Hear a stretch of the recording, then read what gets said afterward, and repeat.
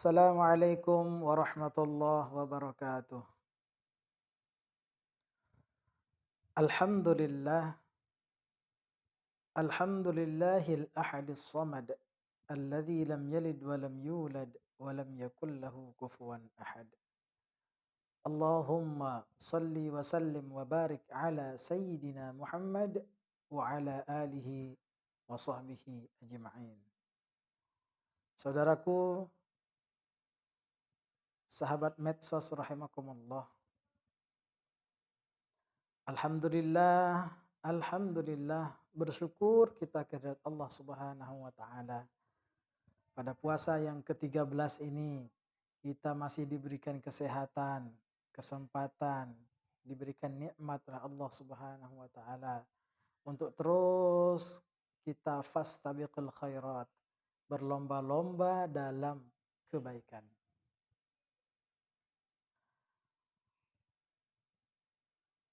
Saudara-saudaraku, sahabat medsos yang berbahagia,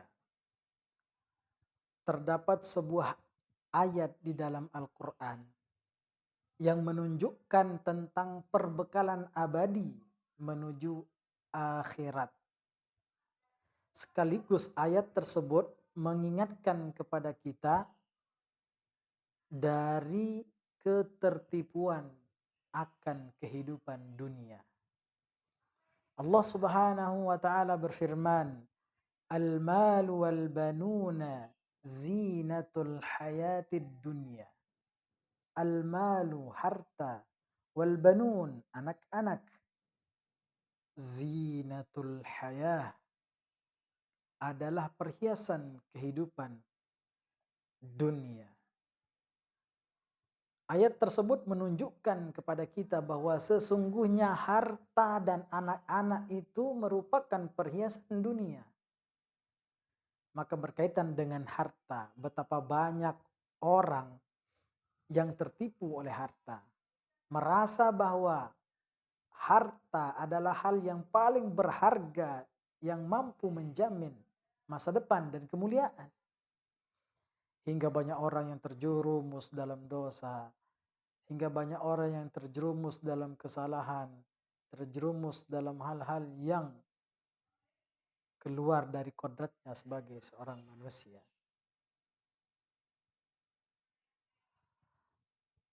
Sahabat-sahabat medsos rahimakumullah, harta di satu sisi ia bisa berbuah surga jika dicari dengan cara yang halal, disyukuri, ditunaikan kewajiban zakatnya, dipakai untuk agama Allah Subhanahu wa taala. Maka pada posisi ini harta itu akan berbuah pada surganya Allah Subhanahu wa taala. Namun di sisi lain bisa berbuah kesengsaraan jika harta itu dicari dengan cara yang haram. Harta itu tidak disyukuri keberadaannya serta tidak ditunaikan zakatnya. Pun demikian dengan anak. Kita sebagai orang tua berpotensi besar untuk mendapatkan pahala yang begitu banyak, pahala jariah, mulai dari pahala mendidiknya, pahala memberi nafkah, hingga potensi menjadi amal jariah yang pahalanya tidak akan terputus ketika ia menjadi anak yang soleh. Ketika anak tersebut yang kita didik mendoakan kita sebagai sebuah buah pendidikan Islam yang diterimanya. Sebaliknya pula, anak bisa mencelakakan orang tuanya ketika kita tidak mendidiknya dengan baik, apalagi tanpa pendidikan agama. Maka sahabat medsos rahimakumullah,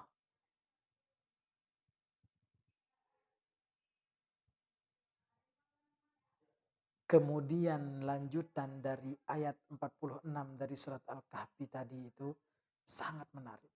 Bahwa jauh di atas perhatian kita kepada perhiasan dunia yaitu anak dan harta tersebut, semestinya kita mengutamakan al-baqiyatus salihah. Wal baqiyatus salihatu khairun 'inda rabbika thawaban wa khairun amala.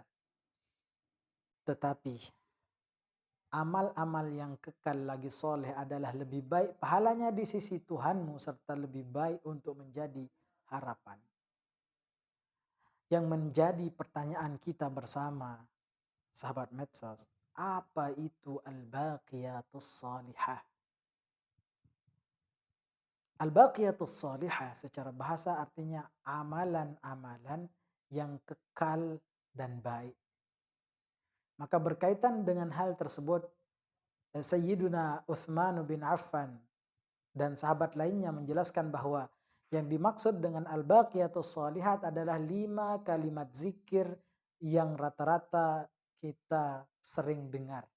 Subhanallah walhamdulillah wa la ilaha illallah wallahu akbar wa la hawla wa la quwwata illa billahil aliyyil azim. Maka berzikir kepada Allah Subhanahu wa taala dengan memperbanyak membaca 5 kalimat di atas merupakan amalan yang akan mengekalkan pelakunya di dalam surga hingga pantasnya itu menjadi harapan kita semua. Yang kedua, sahabat medsos rahimakumullah, Sa'id bin Jubair. Sa'id bin Jubair mengungkapkan bahwa al-baqiyatus shalihat itu adalah tidak lain dan tidak bukan salat 5 waktu sehari semalam yang kita lakukan. Maka mereka yang menjaga, yang mendirikan sholat 5 waktu dengan berjamaah, niscaya menjadi amal yang akan mengekalkan di dalam surganya yang abadi.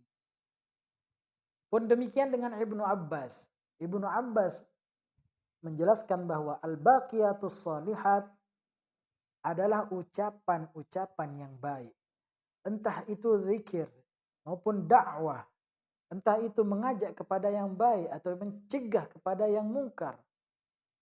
Maka segala bentuk ucapan-ucapan yang baik yang dilontarkan, yang diucapkan oleh seseorang kepada orang lain, maka pada kondisi tersebut orang tersebut telah melaksanakan al-baqiyatus shalihat. Maka ucapan yang baik, tutur kata yang baik adalah salah satu dari kriteria al-baqiyatus shalihat. Sedangkan pendapat yang lebih umum yang kemudian dipilih Ibnu Jarir oleh Ibnu Jarir adalah yang mengatakan bahwa al-baqiyatus shalihat adalah amal soleh secara umum.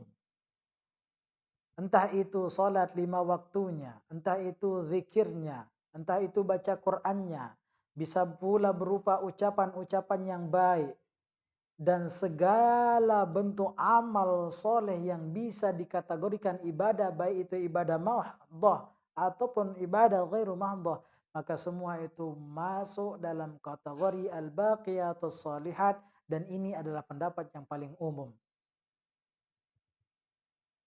Sahabat medsos rahimakumullah, maka hendaknya kita untuk meningkatkan terus ketakwaan kita kepada Allah Subhanahu wa taala, memperbanyak amal soleh, menebar manfaat bagi sesama, berinvestasi sebanyak-banyaknya untuk akhirat, maka mudah-mudahan Allah Subhanahu wa taala meridhai kita semua dan memasukkan kita ke dalam surganya Allah Subhanahu wa taala. Amin amin ya rabbal alamin. Assalamualaikum warahmatullahi wabarakatuh.